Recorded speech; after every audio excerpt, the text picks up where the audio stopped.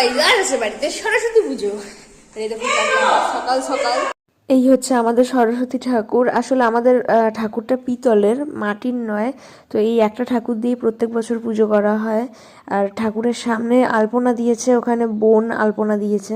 আর এই যে বোন শাড়ি পরেছে আজকে, এখন ওদেরই বয়স সাজগোজ করার। এই দেখো এই আলপনাটাও বোন দিয়েছে।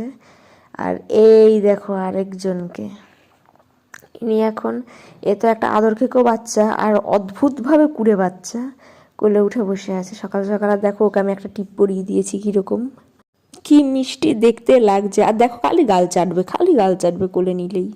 আর এই দেখো আরেকজনকে পাঞ্জাবি পরে সকাল সকাল একদম রেডি, কি খুশি। আসলে বাড়িতে পুজো হলে সব থেকে আনন্দ ও পায়। বোনও হলুদ শাড়ি পরেছে সরস্বতী পুজো উপলক্ষে। তারপর দাদু পুজো করতে চলে এসেছে। তারপরে খুব ভালোভাবে সুন্দরভাবে পুজো শেষ হলো। আর একজন ঘন্টা